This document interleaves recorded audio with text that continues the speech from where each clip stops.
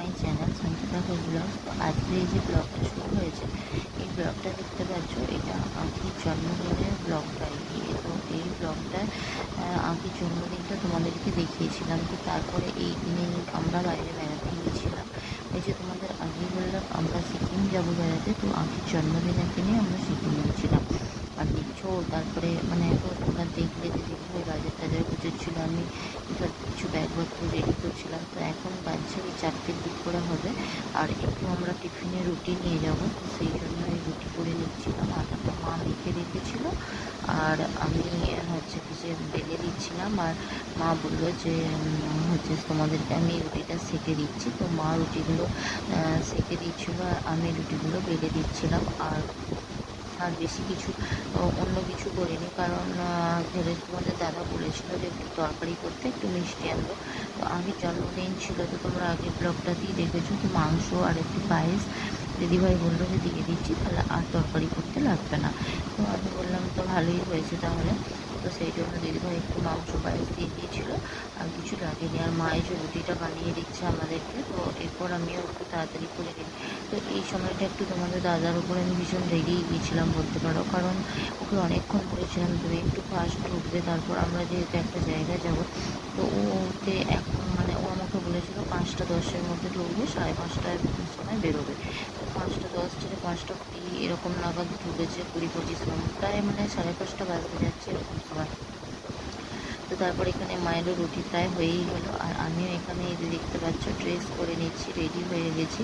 হ্যাঁ, রেডি মানে full ready হয়নি, মোটামুটি রেডি, মানে জামা কাপড় পরা হয়ে গেছে। এবার টুকটাক যেটা একটু মানে কানের টানের পরা যাই হোক সেটাই পরে নিচ্ছিলাম। আর এখানে গুড্ডুকে তো জামা প্যান্ট পরিয়ে দিয়েছি, তো আমি পরাইনি সত্যি কথা বলতে, গুড্ডুকে আঁকি জামা প্যান্ট পরিয়ে দিয়েছে।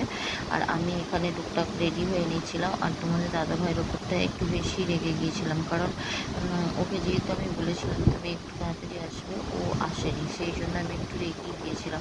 ওকে বারবার ফোন করছিলাম আসার জন্য, আর ও শুধু বারবার বলছে, আর মেসেজ করছে এই যে যাচ্ছি যাচ্ছি। তো কেন রেগে যাবো নাই বলো? কারণ যেহেতু একটা জায়গায় যাবো, একটা জায়গা মানে মানে একটুখানি যে আরামবাগ বা এমনি কোথাও বাপের বাড়ি যাবো এরকমও না, একটা বাইরে বেড়াতে যাচ্ছি এত দূরে। তো ওকে একটু ফাস্ট, কারণ আমি তো অনেক কিছু ভুলে যেতেই পারি। তো তারপর সেটা নিয়েই তারপর কথা বলতে বলতেই দেখো চলে এসে আমরা রেডি হয়ে নিয়ে তাড়াতাড়ি করে টোটো আসতেই আমরা উঠে পড়েছি। তো আমরাও বেরিয়ে পড়েছি, যাচ্ছি আর কি রাস্তাতে। তো তোমার দাদাকে বলতে বলতে যাচ্ছিলাম। তো দেখো সেই একই ভুল হয়েছে, ওই যে আগেই বললাম যে আমার একা কত মনে রাখবো। তো ওই একটু তাড়াতাড়ি গেলে কিছু মানে কোনো কিছু ভুলে গেলে মনে রাখা হতো, তো সেই রকমই ব্যাপারটা হয়ে গেছে। তো ও আমাকে বলেছিল যে পাওয়ার ব্যাঙ্কটা নিতে আর কি বৌদির কাছ থেকে, আর ও চার্জ দিয়ে গিয়েছিল। তো আমি সত্যি কথা বলতে ভুলে গেছি পাওয়ার ব্যাঙ্কটা নিতে। আর একটা কথা, একটা ওষুধ নিতে বলেছিল আমাকে, তো আমি ওষুধটাও নিতে ভুলে গিয়েছিলাম। কারণ সত্যি আমার সবই নিয়েছি, আর ওইটা আমার সত্যি কথা আর মনে নেই যে ওষুধটা নেবো কী কী, সেইভাবে আর মনে নেই। তো তারপরে ও যখন রাস্তায় বলছে, আর এই যে দেখতে পাচ্ছ কাকুকে, কাকু বললো তোদের সঙ্গে আমি চলে যাই, রাস্তায় নেমে যাবো। তো কাকু সেই কথা মতো রাস্তাতে নেমে গেল আর কি, মানে ওই সামনেই কাকু গল্প করতে এসেছে। আর আমরা তিনজনেই এখন যাচ্ছি টোটোয় করে। তো মুখটা দেখে মন বুঝতেই পারছো যে খুব হাসি হাসি মুখ, কারণ একটা জায়গায় কোথাও গেলে তো মানে একটা আনন্দই লাগে না, যাওয়ার সময়টা ভীষণ আনন্দ লাগে। তো সেই রকম ব্যাপার। তারপর দেখো আমরা এখানে ট্রেনে বসে পড়েছি। এই যে দেখলে এলাম, এসে গুড্ডুকে বসতে বললাম, ট্রেনটা ছাড়তে একটু মিনিট 10 দেরি আছে। তো গুড্ডুকে বললাম তুই এখানটা বস, গুড্ডু এখানটায় বসেছে, আর আমি গুড্ডুর পাশে বসে আছি। আর হচ্ছে কি যে তোমাদের দাদা একটু বাইরে গেছে, তো আমাকে বললো তুমি আর বসো, আমি একটু বাইরেটা থেকে আসছি। তো ও একটু বাইরেটা বসছিল। গুড্ডু তো জানো জানলার ধারে বসতে খুবই পছন্দ করে, তো ও গুড্ডু জানলার ধারটাতেই বসেছিল। তো আমি উল্টো দিকটায় বসেছিলাম। তো গুড্ডু একটু বায়না করছিলো মা এদিকটায় এসো এদিকটায় এসো। তারপর আমিও গুড্ডুর পাশটায় এলাম, আর তোমাদের দাদা আমার পাশটায় বসেছিল। তো ট্রেন এখনও ছাড়েনি, তাই দেখতে পাচ্ছ যে একটু বিভিন্ন রকম মানে ঢং করেই ভিডিওটা মানে করছিলাম আর কি। হ্যাঁ, তো কিছু শর্টসও এখানে আমার করার ইচ্ছে ছিল। তো যেহেতু এখানে ব্যাগপত্র অনেক কিছুই ছিল, তো সেই জন্য শর্টসটা করা হয়ে ওঠেনি। আর হচ্ছে কি যে এমনি আর কি, তাই দেখো ট্রেনও ছেড়ে দিয়েছিল, তোমাদের সাথে কথা বলতে বলতে আমরা চলে এসেছি শেওড়াফুলি স্টেশনে।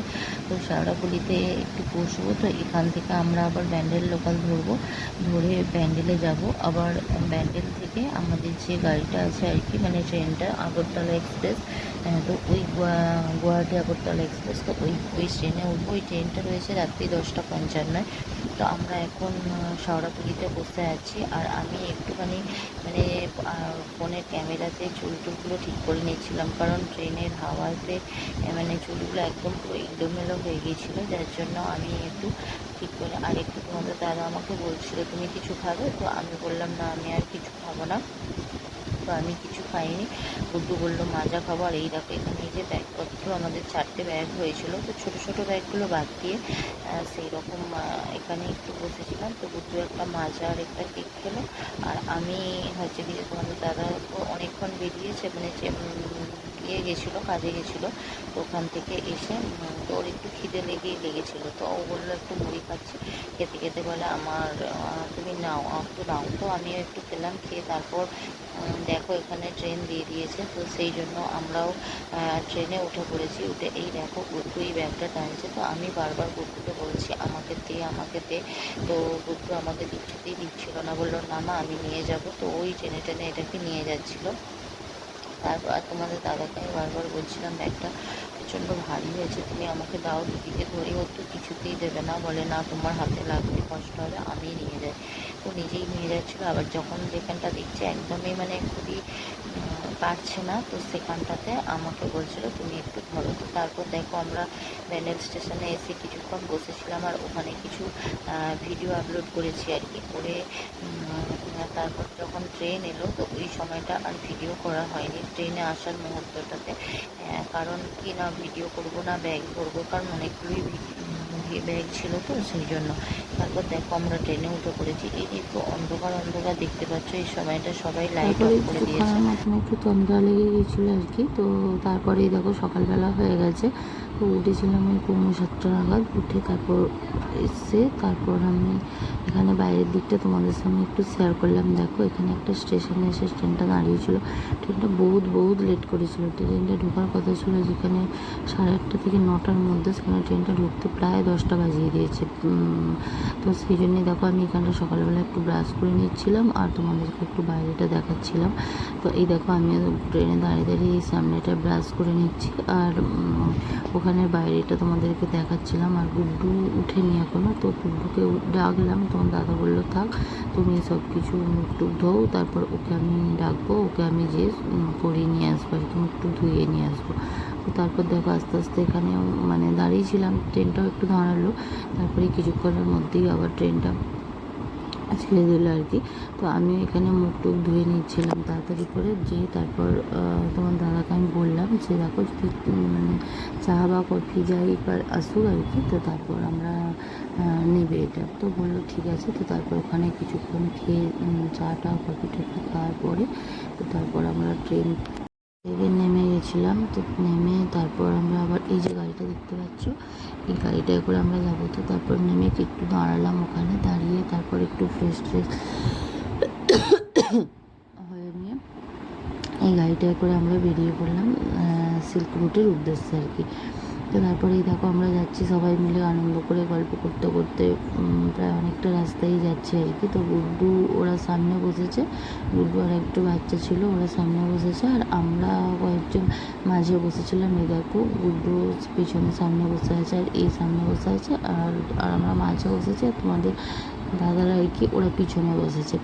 তো এইভাবেই আমরা বসে সবাই মিলে গল্প টল্প করতে করতে যাচ্ছিলাম। এই দেখো এও বসেছিল, কিন্তু যেহেতু সামনে অতজন হবে না বললো, ওই জন্য তুলে দিল আর কি। তো আমরা এই কজন যাচ্ছিলাম।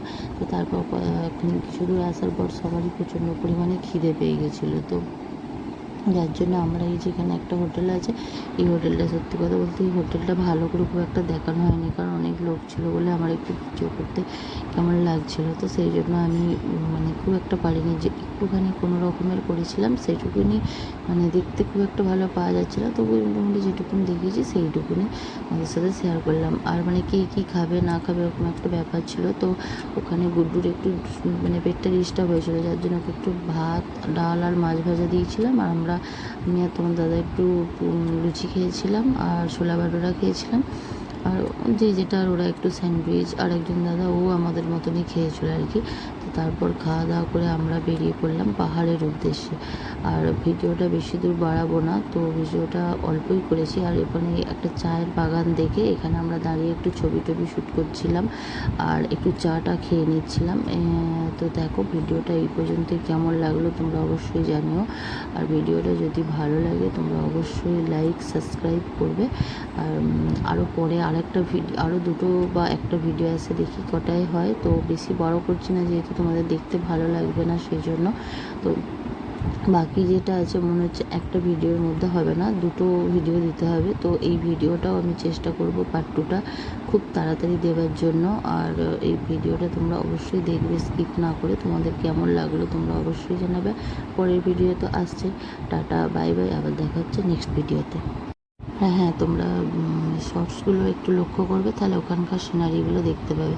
তো যাই হোক দেখো, আমরা এই ঠান্ডা ঠান্ডা গাটা লাগছিলো বলে সবাই মিলে একটু চা খেয়ে নিচ্ছিলাম এখানটাতে। এই চাটা সত্যি খুব বাজে করেছিল, মানে ভীষণ মিষ্টি দিয়েছিলো আর পাতলা একদম জলের মতন, এত মিষ্টি দিয়েছিলো যে খেতে ভালো লাগছিল না। কিন্তু যেহেতু একটু ঠান্ডা ঠান্ডা, হালকা ঠান্ডা ঠান্ডা লাগছিলো, তো সেই জন্যেই আমরা এইটাই খেয়েছিলাম আর কি। তো এখানে একটু হালকা গল্পও করছিলাম আর কিছু ছবি যে আগেই বললাম শ্যুট করে নিয়েছিলাম। তো চলো, কেমন লাগলো অবশ্যই জানাবে।